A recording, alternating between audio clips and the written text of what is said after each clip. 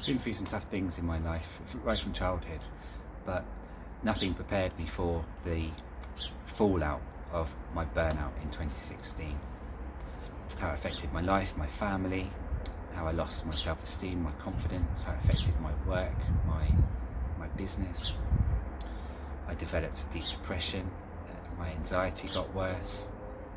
I was having regular panic attacks where I didn't think I could ever slow down the rate of my heartbeat. I kept having these sort of hot, tingly sensations in my fingers and up my arms and across my face. I was struggling to sleep. The insomnia became chronic. I developed sleep apnea.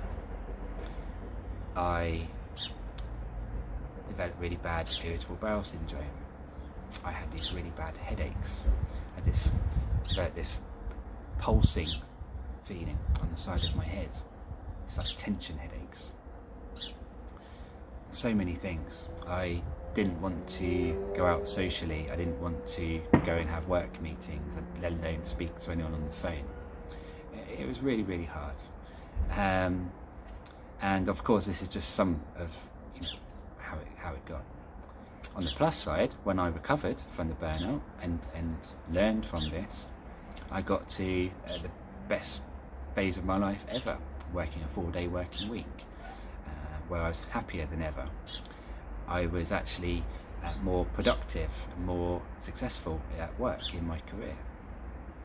So if we look at what were the key things that enabled me to go from so low to so high, there were so many things. It took lots of little things over a long time to come back and get to a better place than ever before.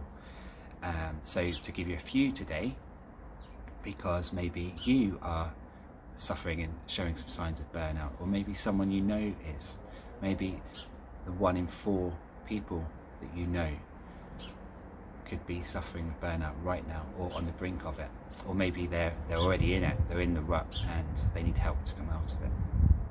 So one of the best things I did that started my recovery was to talk to someone. I waited far too long to get some help, to get some therapy, so professional help, and also to talk to one of my best friends. The relief I had, the pressure it took off my shoulders just to tell someone was fantastic, but better still was how supportive and understanding they were. They hadn't been through it before, but they understood. They knew others who had been through it. That then gave me the confidence to talk to more people.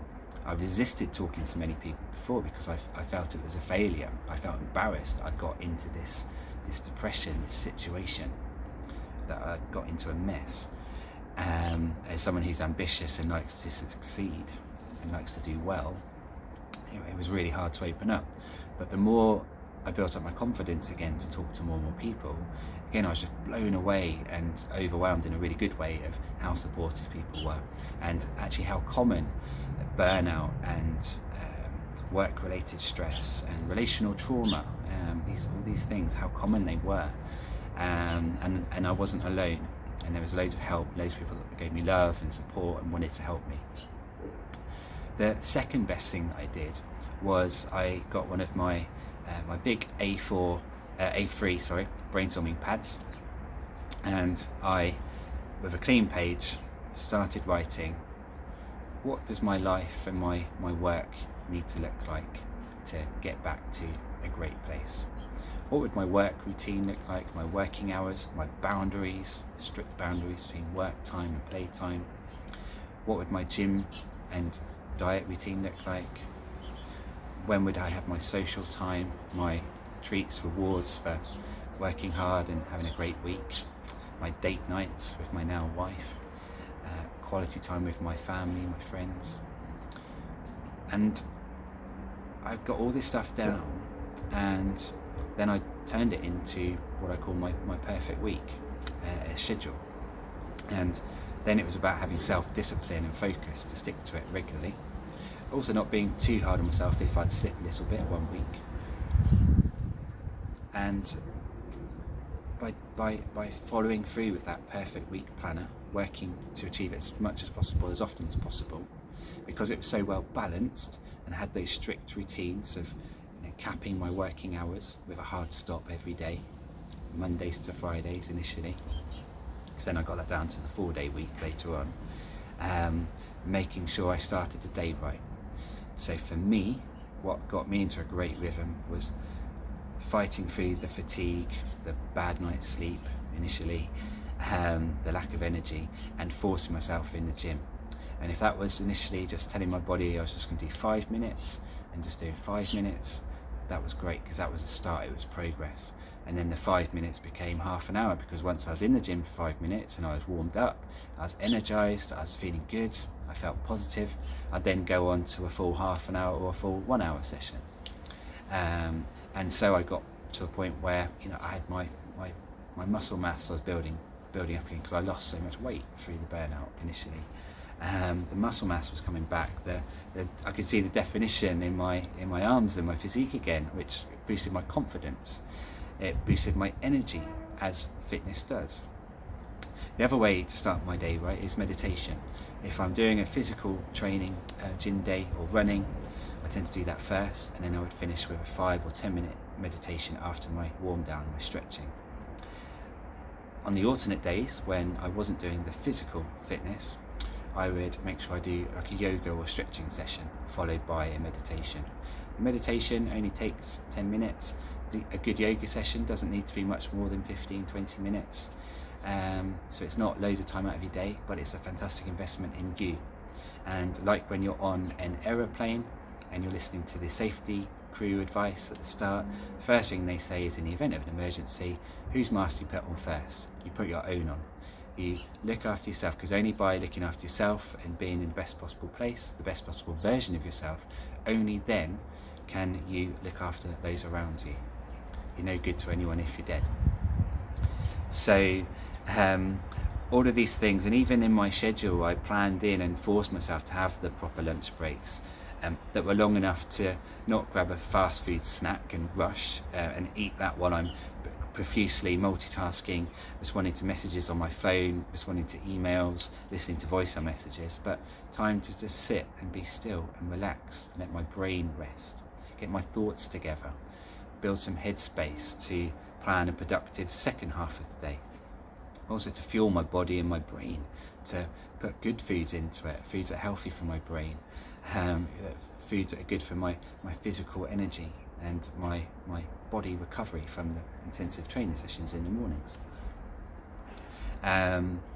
Making sure when I booked my business meetings in that I would always have a bit of time booked in after that was blocked out, that nothing else could get booked into. So that was time to do my meeting follow-ups, so they didn't build up through the week, and then I have a big backlog which I then work late at night or into the weekend. But having that time to do the follow-ups after the meeting, and to have a break from the screen, maybe a 5-minute walk, maybe some push-ups on the patio. And also I'd plan in regular blocks of time in my calendar in the working day for the unexpected, for returning those phone calls that you weren't expecting, for dealing with a problem, an IT issue, a customer challenge that you weren't planning for. And by having all of that stuff planned in, and sticking to that schedule, you're always on the front foot. You're always in control of your time, and you don't become a victim to how so many other people, so many other factors can drain your time and push you into a reactive mode, working in the business, working in the job day to day, not doing the tasks that use your best strengths and your talents, your most senior experiences. You get bogged down and you're responding to all the meeting requests, all the other challenges that people put your way. But if you plan your time like this, as if it's your biggest asset, and recognizing that once that time's gone, you're not going to get it back, it's amazing how much more you can fit into your week, and how the positive feelings that encounters, the endorphins of that feeling of regular small wins, regular successes, what that does to your mind, and it energizes you further, which boosts your productivity, boosts your creativity, your innovation, your ability to solve problems quicker and better, more effectively. So many benefits. So far we've talked about the importance of getting therapy and talking to someone and not being shy, not being embarrassed about it, because we all go through stuff. from time to time. Everyone can go through challenges, and even the best need a helping hand when it comes to getting out of a sticky situation or fulfilling our greatest and fullest potential. So it's okay to ask for help. It's a good thing, it's healthy, it's positive. And then of course it's about really carefully planning our time in a way that's really focused on building great mental fitness, great productivity, happiness, work-life balance, maximizing our headspace, our creativity, our problem-solving skills, and time to do that when we're not under so much constant pressure all the time, because there's too many meetings, too many things to do, too many people trying to suck our time away from us, to take control away from us. It's up to us to own that time and own how we use it and how we get the best life that we want, which in turn can help give us the career and the business success that we want. And with all of those things, other important things, making sure you have that really solid sleep routine. Sleep it's got to be, for me, one of the most important things for me to be my best. And all the books, all the experts on sleep, one of the top things they say is have a sleep routine, stick to that routine. Work out how much body your individual brain and body needs, and make sure you plan enough time that you get that minimum consistently. Yeah, the odd break of that for a big party, a special occasion, yeah, that's fine. Or a really urgent major tender that's come in for work at the last minute, and you either work really late to finish it or you pass on the tender and you pass on that multi-million opportunity. That's okay, as long as it's a one-off, and as long as you're choosing to do that as a special occasion. So that's a little bit about what happened to me when I burnt out, and just some of the key things that helped me to recover, and not only recover but get to a 4-day working week and get to a place where I was happier in life and more successful, more productive in my work.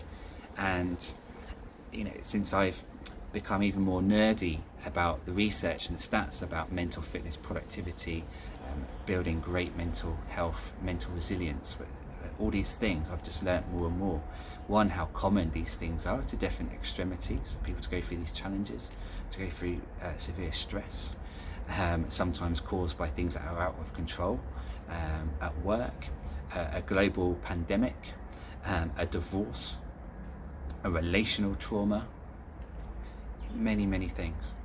But if we maintain discipline, if we ask for help, and with small baby steps, having a really good balance across all of those things, working towards our perfect life, our perfect working week, we might not ever achieve it, but we will come much closer by being clear on where we want to be and being proactive around how we use our time and being self-disciplined to get there. I hope that helps you, or perhaps gives you more awareness to help someone you know who could be going through some tough times, especially with everything that's going on right now in the world. And if you liked some of what you've heard today, there's loads more of this stuff on the Daryl Woodhouse website, through the blogs, across most of the social media channels, so I'm quite easy to find if you spell my name right. Links in the description below, and don't forget to subscribe to my YouTube channel for regular notifications of other videos that I'm posting, and feel free to share this if this has been helpful to you, if you think it could help someone else. I love to help. I want to help as many people as possible to achieve great mental fitness, boost their productivity, and to work smarter and live happier. Thank you, and I'll see you on the next video.